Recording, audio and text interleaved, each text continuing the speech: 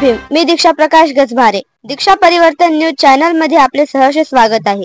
बोरगाव ग्रामग्रस्तांच्या पुढाकारातून माननीय सुनील शिंदे पाटील यांच्या उपस्थितीत विकास आढावा बैठक संपन्न। बोरगाव तालुका लोहा गावाच्या सर्वांगीण विकासासाठी ग्रामस्थ स्वतः पुढाकार घेत आहेत। याच उपक्रमाचा भाग म्हणून आज बोरगाव येथे माननीय सुनील शिंदे पाटील यांच्या प्रमुख उपस्थितीत एक महत्त्वाची आढावा बैठक घेण्यात आली। या बैठकीत गावातील विविध विकास कामांचा आढावा घेण्यात आला। रस्ते व पाणी पुरवठा योजना, शैक्षणिक सुविधा, वीज आणि जल संवर्धनाचे प्रश्न तसेच ग्राम पातळीवरील अनेक मुद्द्यांवर सविस्तर चर्चा झाली। या बैठकीस ग्रामपंचायत सदस्य, स्थानिक कार्यकर्ते, समाजसेवक तसेच अनेक ग्रामस्थ मोठ्या संख्येने उपस्थित होते।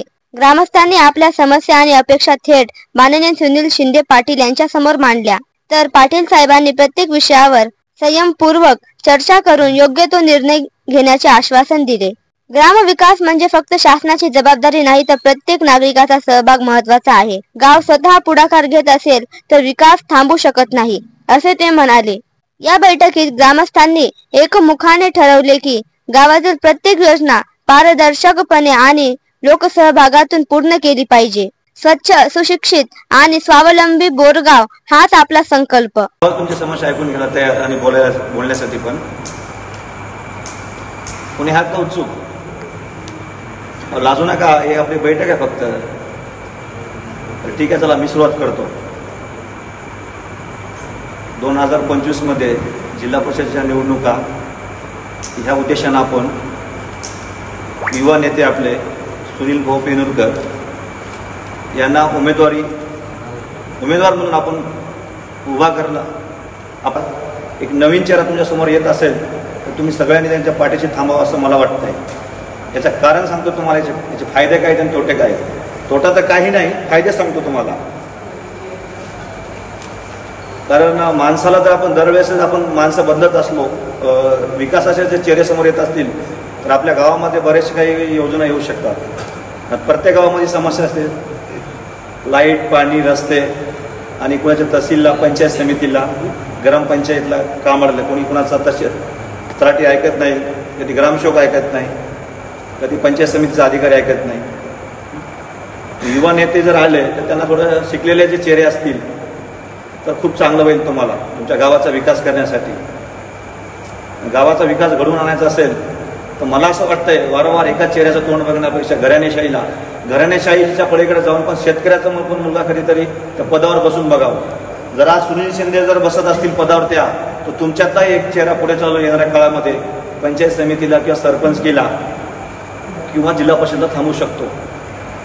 काही नाही, वेळ सगळ्याची बदलते, पण त्याच्यामध्ये थोडी जिद्द करण्याची तयारी पाहिजे, तेवढी आवड पण पाहिजे।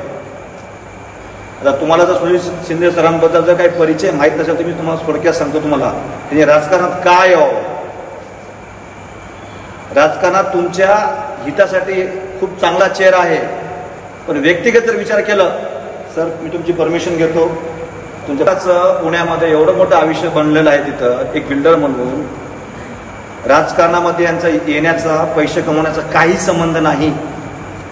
जिल्हा परिषद सदस्य काय कमाई करणार आहे करून काही नाही, ह्याच्यापेक्षा तिथं जास्त माणूस पैसे कमवतो, ह्याच्यापेक्षा जास्त पैसे कमवतो। पण या माणसाला तुमच्या भागात राहून तुमच्या भागाचा विकास कायापालट करायचा आहे। हे काय तुमच्या गावचे रस्ते असतील, लाईट असेल, नाली असेल, अजून काही इतर समस्या असतील तर सोडवण्याचा एक चांगला नवा चेहरा पर्याय आहे।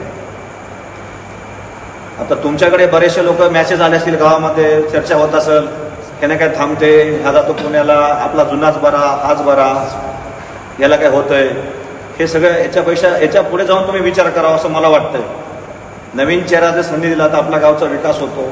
आपल्या गावचा येणाऱ्या नवीन पोरांना इथं बऱ्यापैकी तर बसलेला वर्ग तर युवाच वर्ग आहे, आणि युवाच वर्ग आज ठरवलं तर काही पण होऊ शकते।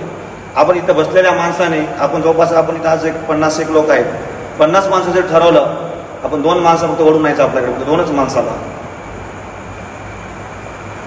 तर बघता बघता 100-150 लोक बनतात। आणि आपण जर ठरवलं तर बाबा नवीन चेहऱ्यांना संधी देऊन विकास करून आणायचा आहे आणि आपल्या गावचे कर्तव्य राहायचं, आपल्याला आता ठरवायचं आहे।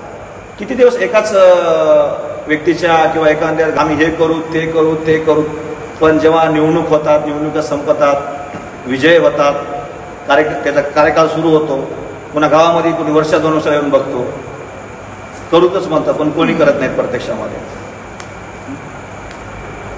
तुमच्या कांदा गोष्टी आल्या असतील ना, मी भाषण करत नाही, तुमच्याकडे चर्चा करतो, हे आढावा बैठक आहे.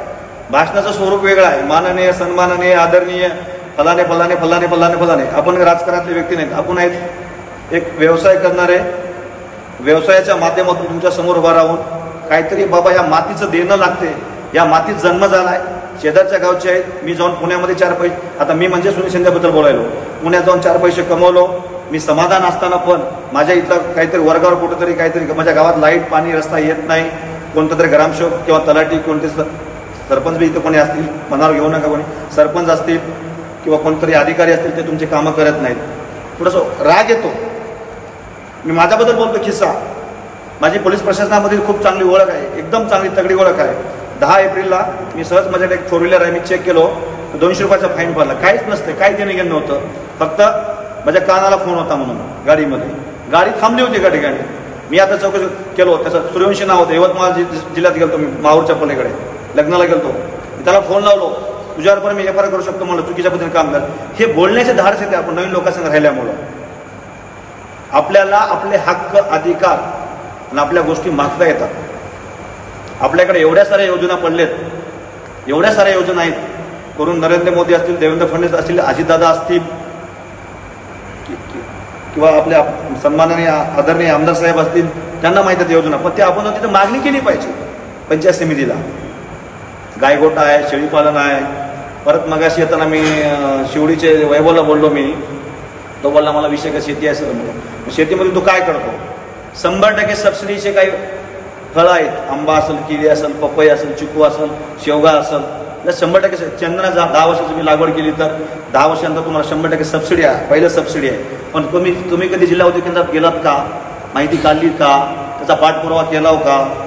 मग अडचण येत असेल तेव्हा अशा युवा नेत्याचं पाठबळ लागते आपल्याला. नेते म्हणतील मी या गावचा माझा मित्र आहे, कार्यकर्ता, बाबा याला अडचण का आणतो, याच्या हक्काचं देऊन टाक. 5 लाख, 1 लाखापासून तर 5 लाखापर्यंत कुटूर लघु उद्योग आहेत, लोन आहेत. तर लोनच्या मध्ये आपल्याला छोटे छोटे व्यवसाय उभा करता येतात. शिलाई मशीन आहेत वाटप, त्या जाती, सांबार, कोळी, ओपन, जे काही जाती धर्म आहेत ना आपले, मराठा, धनगर, त्या जातीनुसार त्याला ते योजना आहेत. पण तुम्ही कधी बुकलेट काढून, ती पुस्तिका काढून त्याचा कधीही माणसानं त्याचा फॉलोअप घेतला नाही किंवा त्याचा पाठपुरावा कधी केला नाही. हे कधी घेणार? हे कधी तुम्हाला सांगले का नेत्यानं, तुम्ही जा पंचायत समितीला, जा नांदेडच्या जिल्हा उद्योग केंद्रामध्ये, तुमच्या नावचा बऱ्याच वेळेस निधी येतो, जे तुमच्या व्यक्तिगत नावावर येणार, तुमच्या तालुक्यापुरत्या गावापुरता येतो, तिथं येऊन पडतो, तुम्ही मागणी करत नाही, तो निधी वापस जातो. किंवा फलाने अधिकारी वरच्या लेवलला मॅनेज होतात आणि खाऊन टाकतात. किंवा इथं तुमची कोणतीही योजना घेण्याची गरज नाही किंवा अपेक्षा पण नाही. या माणसाला देवानं, या माणसाच्या मेहनतीनं खूप काही कमावलेलं आहे. तिकडं केलेली कमाई, तिथं काय स्वतःचं नाव बनवलेलं, या माणसाला चुकीचे कुठे वागलं का या भागामध्ये? हा, काय या माणसाला चेअर आपण निवडून का देऊ द्यायचं? मतदान हे गुपित असते. आपल्याला जर कोणी दबाव आणला तरी आपल्याला टाकण्याचा स्वतः व्यक्तिगत अधिकार, कलम 17 नुसार बदल करायचं तुम्ही ठरवा. जर हे माणूस जर सामान्य कुटुंबातून जर जिल्हा परिषद सदस्य होत असेल तर तुम्ही पण होऊ शकता. सगळ्यात मोठं आपलं भांडवल आज सध्याच्या काळात बोलणं आहे, बोलणं आणि आपलं चारित्र्य वागणं. माझं तुम्हाला बोलणं समजा की मी भाषण स्वरूपाने मी आपली चर्चा करू, ते चर्चेसाठी बैठक आहे. देव